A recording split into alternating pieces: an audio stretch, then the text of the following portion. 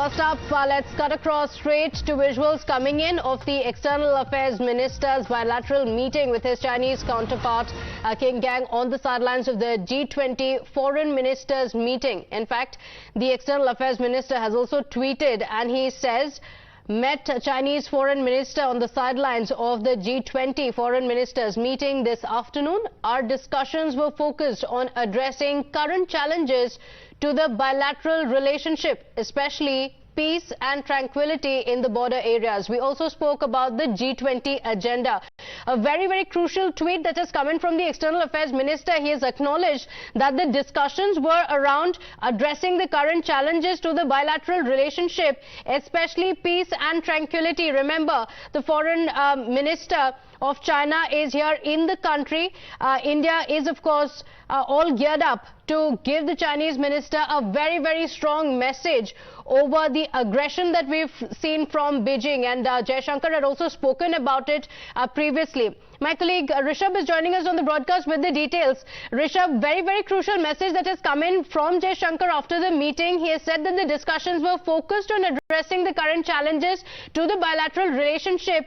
Speaking of the aggression that has come in from the Chinese side, any details that have been revealed?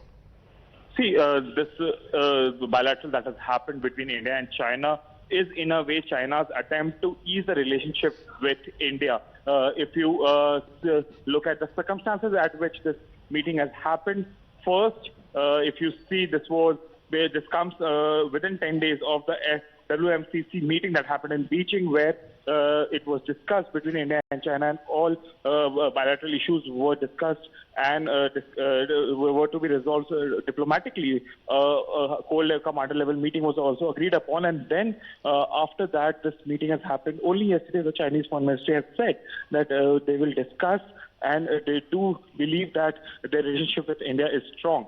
And now the bilateral between the foreign ministers has happened, and the way the reactions have come in from the External Affairs Minister shows that it was a fruitful meeting. Okay, all right. So we're expecting an official word on that, that's expected anytime now. But this message has come in from the External Affairs Minister, where he has said that the focus of the entire meeting was on the challenges to the bilateral relationship. Rishabh, the strained relations between India and China over the border skirmishes, even recently being reported, and several levels of talks that have gone on between the army commanders as well, have not really resulted in any consensus. So this crucial, and what comes out of it is going to be extremely important. Definitely, what comes out of it will be definitely very important. And remember, this is the first meeting that has happened after the Tawang skirmish that happened in December 2022. So this becomes a very important meeting. And remember, this is a new foreign minister of China who has taken over after Wang Yi. Pidang has just taken over after the CCP. And the way the warmth that we have seen since morning between the two leaders, it talks a lot about the changing dynamics of India and China, and the way External Affairs Minister have sent out a message that it was a fruitful meeting with China. This showcases that it was an important meeting, and the outcome will be more important. Okay, all right. So, a message of peace and tranquility, as the External Affairs Minister has said, and it's going to be very important because it's over the last several months that we have seen such border skirmishes being reported. In two of the cases, it also turned fatal. So, the situation has been tense over the last several months, which is why this meeting was also seen as extremely significant. The fact that the foreign minister visited India itself, seen as a very, very big headway in the ongoing tensions there.